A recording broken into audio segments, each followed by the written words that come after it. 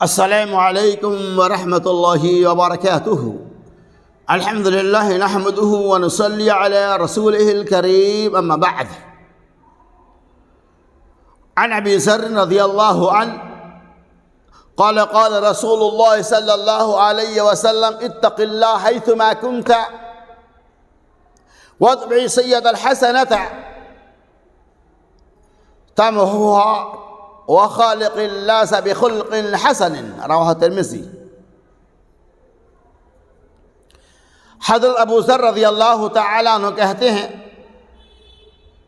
رسول اللہ صلی اللہ علیہ وسلم نے ارشاد فرمایا اتق اللہ حیثما کنت، جہاں کہیں بھی رہو اپنے دل کے اندر اللہ تبارک و تعالیٰ کا خوف رکھو، اللہ تبارک و تعالیٰ کا ڈر رکھو۔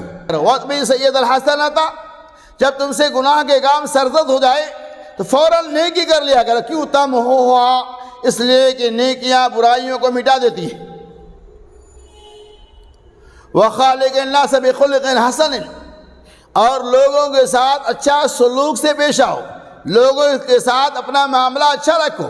اللہ کے رسول صلی اللہ علیہ وسلم نے حدیث پاک کے اندر ہم مسلمانوں کو یہ پیغام دیا کہ اتق اللہ حیثما کنت، دنیا میں جہاں کہیں بھی رہو، ہر کوشہ ہر گوشہ ہر جگہ میں اللہ کا ڈر اپنے دلوں کے اندر رکھو، خشیت الہی اپنے اندر موجود رکھو۔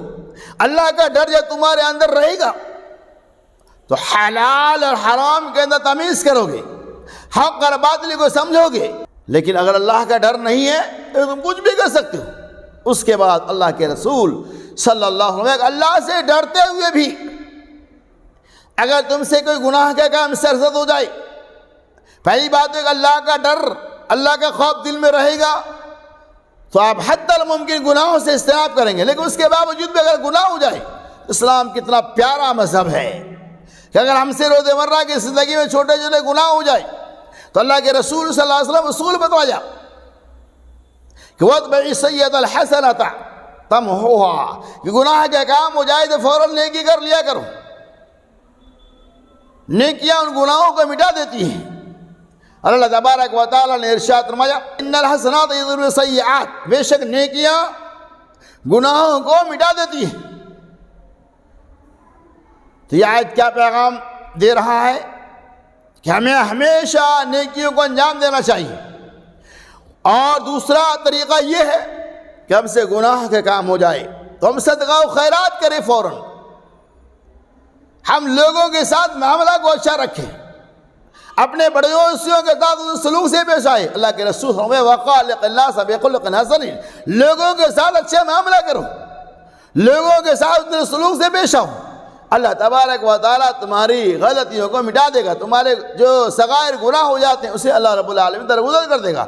یہی نے اللہ کے رسول صلی اللہ علیہ وسلم فرمایا کہ بندہ مومن جب وضو کرتا ہے تو اعضائے وضو سے جو پانی کے قطرات ٹپکتے رہتے ہیں، اس کے ذریعے اللہ تبارک و تعالی ہمارے گناہوں کو بھی مٹاتا رہتا ہے۔ لہذا اللہ سے دعا کو کہ اللہ تبارک و تعالی ہمیں برائیوں سے اصراف کرتے ہوئے ہمیشہ کار خیر کو انجام دینے کی توفیق رفیق فرمائے، اور جب ہم سے کوئی غلطی ہو جائے تو توبہ کرنے کے ساتھ ساتھ ہمیں ان غلطیوں کے بعد چھوٹی موٹی نیکی کرنے کی بھی، صدقہ و خیرات کرنے کی بھی توفیق رفیق عطا فرمائے۔